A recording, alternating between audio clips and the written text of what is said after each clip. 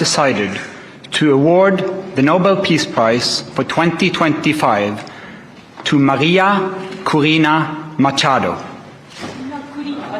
She is receiving the Nobel Peace Prize for her tireless work promoting democratic rights for the people of Venezuela and for her struggle to achieve a just and peaceful transition from dictatorship to democracy. As the leader of the democratic forces in Venezuela, María Corina Machado is one of the most extraordinary examples of civilian courage in Latin America in recent times. Ms. Machado has been a key unifying figure in a political opposition that was once deeply divided, an opposition that found common ground in the demand for free election and representative government. This is precisely what lies at the heart of democracy, our shared willingness to defend the principles of popular rule, even though we disagree. At a time when democracy is under threat, it is more important than ever to defend this common ground.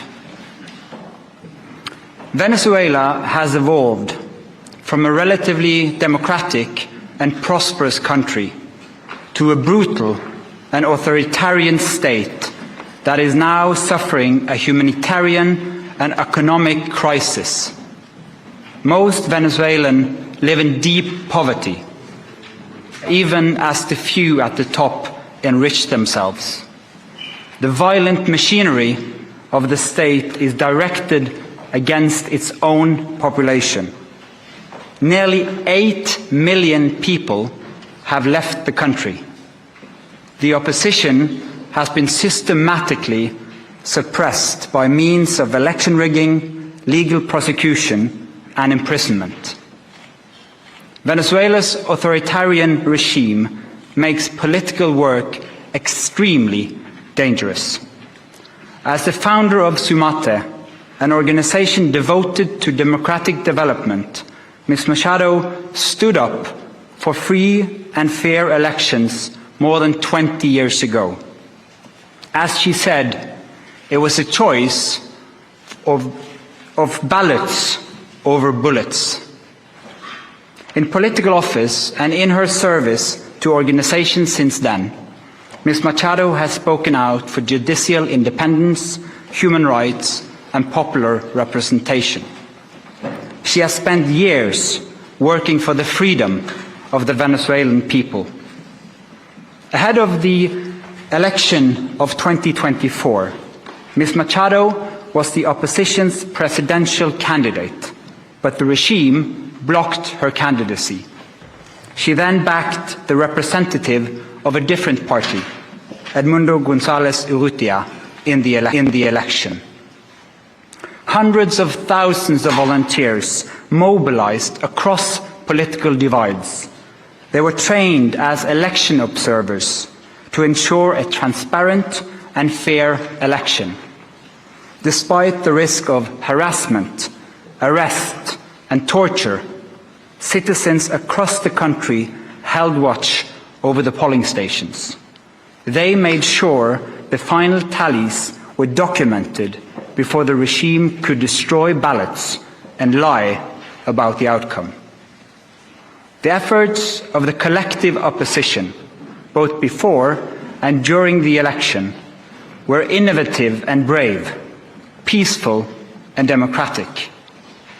The opposition received international support when its leaders publicized the vote counts that had been collected from the country's election districts, showing that the opposition had won by a clear margin. But the regime refused to accept the election result and clung to power. Democracy is a precondition for lasting peace. However, we live in a world where democracy is in retreat, where more and more authoritarian regimes are challenging norms and resorting to violence. The Venezuelan regime's rigid hold on power and its repression of its population are not unique in the world. We see the same trends globally.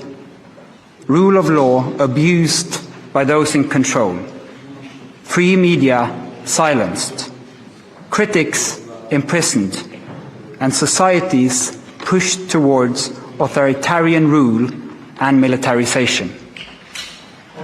In 2024, more elections were held than ever before, but fewer and fewer are free and fair.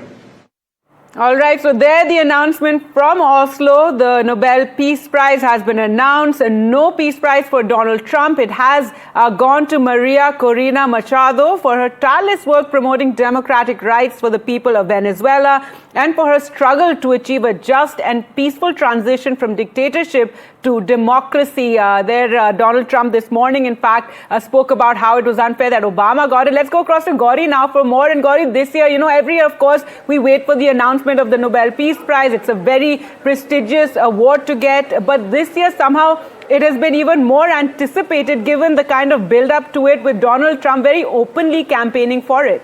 Indeed, Gargi, and it seems that the peace president has not got the peace prize this year. He campaigned, his office campaigned, those global leaders very close to Donald Trump also campaigned, but at the end of the day, the committee chose the Venezuelan political leader. And the most interesting part here, Gargi, is that much as I would have anticipated a major meltdown from Donald Trump, it won't happen. And I'll tell you why. Not because the Nobel Peace Prize has gone to a woman, but because it has gone to someone who is taking on the Venezuelan dictator Maduro. And against Maduro, the Donald Trump administration himself has put out multi-million-dollar bounty. They've made public statements against him. So it's a catch-22 situation for Donald Trump. Much as all of us would have anticipated some sort of a meltdown coming in from the president, because he's campaigned for it so much, he's actually spoken about it in what many would say in a very undiplomatic, unstatesmanlike way, campaigning for it, saying if Obama can get it for not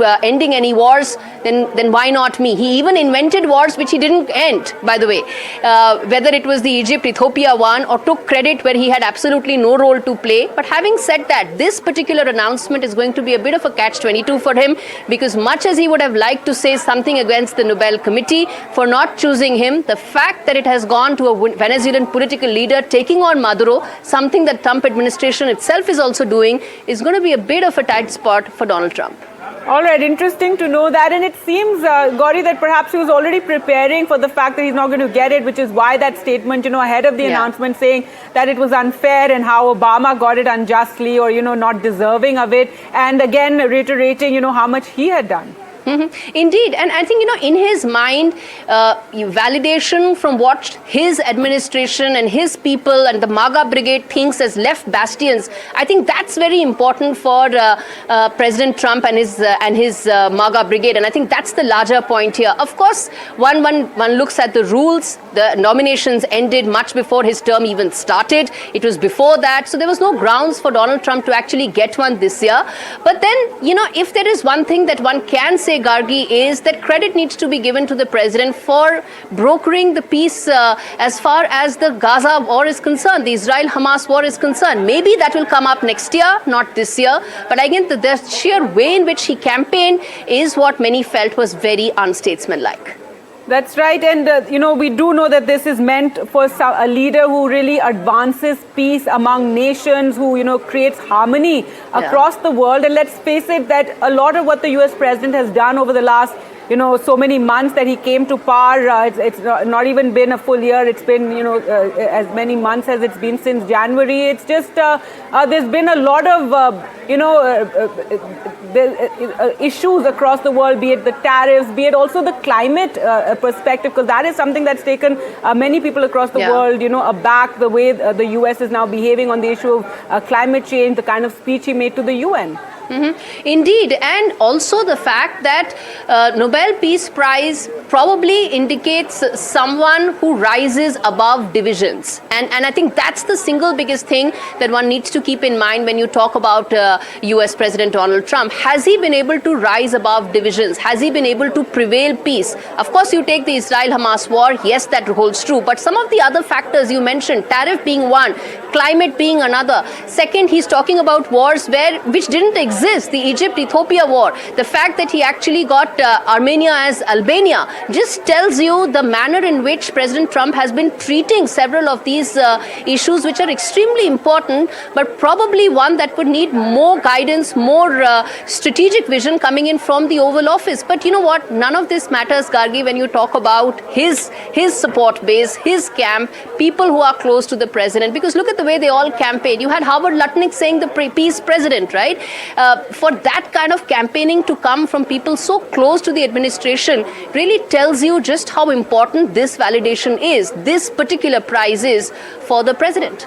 And it was interesting also, Gauri, to see, and yes, I think the word I was looking for was disruptive. He's been a disruptive world leader, but it's been interesting also to see the kind of nominations. You know, you had the Pakistan Prime leadership, in fact, saying that he must get the Nobel. You had Netanyahu saying that President Trump must get it. And the most recent, just ahead of the announcement, hours before the announcement, even Vladimir Putin, speaking about Trump getting the Nobel. So a lot of, let's say, buttering up taking place in these times of the world.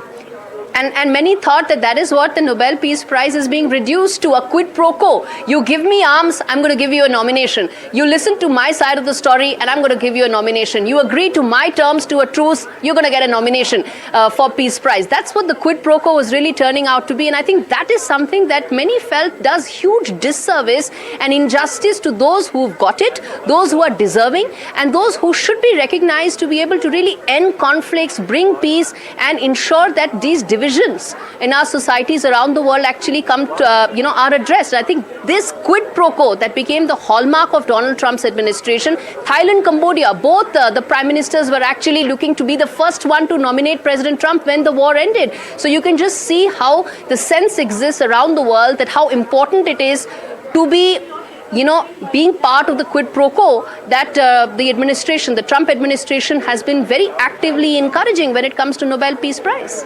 Right, and just before we focus on the actual winner, Maria, and you tell our viewers more about her, one last point is that all these articles that came up about how Norway is bracing for when Trump will not get the Nobel Peace Prize, and what that would mean for Norway, what kind of pressure the US president, or what sort of in this time of tariff threats, what sort of actions he were to take, which just goes again against the idea of the Nobel Peace Prize. It does, and also it tells you, Gargi, that how the world and the Nobel Committee is acutely aware of the ramifications of Donald Trump not getting the prize that he wants. This is the ultimate peace prize that he covets. He's lobbying for it, he's campaigning for it, he's spoken about it at all forums. His MAGA brigade, everybody has spoken about it. The fact that he's not getting one is something that the world was bracing itself with regard to the possible ramifications. But again, the choice made today is something that is going to ensure that the pushback that comes in is going to be limited. I cannot say it will not be there, but it's going to be much less than what many people anticipated it to be. And the Nobel Committee, when announcing that Peace Prize, spoke about that that because Maria Machado fought for democracy and against, tyranny, and that is the reason they're awarding her. And they even said at a time when democracy is under threat. And they spoke about, in various places across the world where the media is being muted, where, lots of questions being raised about democracy. And that is why they've awarded her, as she stands up as a symbol against all these very factors that threaten democracy. Indeed, and coming in from Venezuela, coming in from a political leader who's taking on a very powerful dictator who's been in power for so many years is extremely symbolic also of how Nobel Committee views the prize and the message it sends out in terms of the Nobel Peace Prize. Going to a woman, a political leader, taking on a very powerful dictator like Maduro, also a region, an area that the US feels very strongly about. So it's going to be extremely significant, the commentary that comes out from the Trump administration. I, for one, is expecting positive commentary, no meltdown, or at least limited meltdown. But at the same time, it also sends out a message that around the world, when it comes to democratic frameworks being broken or being weakened, it is something that the Nobel wishes to make a position on and sends out a message. Bangladesh being another example. Muhammad Yunus is in power and he was supposed to lead to a transition in just a couple of months. That hasn't happened. Now there is an expectation of an election in February, with many saying that Awami League may not even be able to contest. So again, an area where democracy is completely collapsed. So this choice of the Nobel Peace Prize Committee today, by choosing the leader today, sends out a very strong, firm message that democracy, democratic traditions need to be upheld and will be done so as far as the Nobel Committee is concerned. Right. Gauri, if you could tell us a bit more about Maria Machado. She's somebody who entered politics just a little over 2 decades ago, around 2002, and opposition leader there in Venezuela, someone who had to actually go underground for a while because of the kind of threats that she was facing, and as the Nobel Committee said, somebody who's championing democracy. So tell us a bit more about her.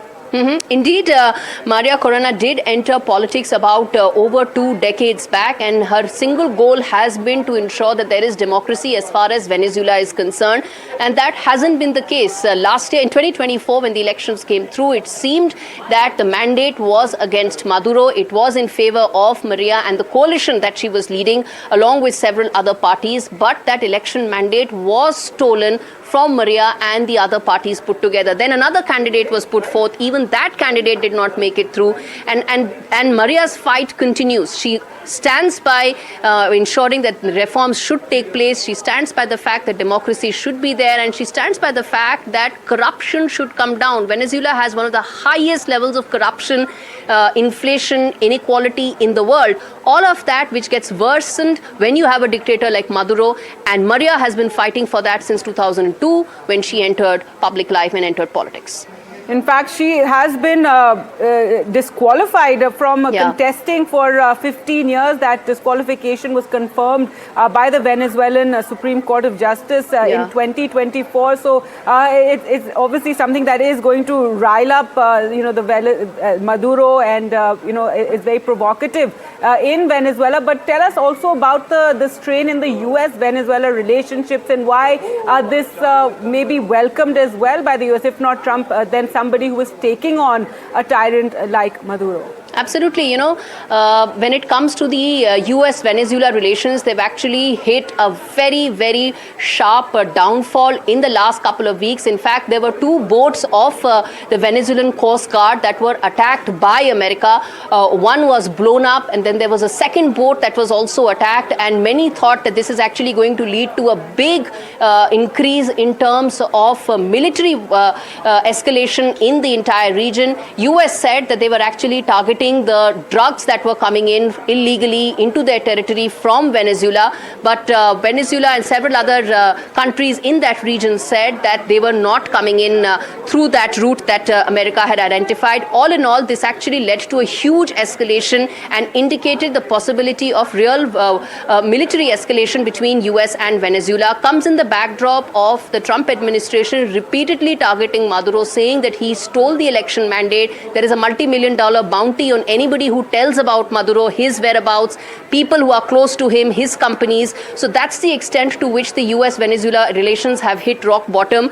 And this peace prize is definitely going to be a shot in the arm in terms of boosting America's view in terms of how it plans to strategically play a role in Venezuela in the wake of the sharpness that has come in between the US-Venezuela relations.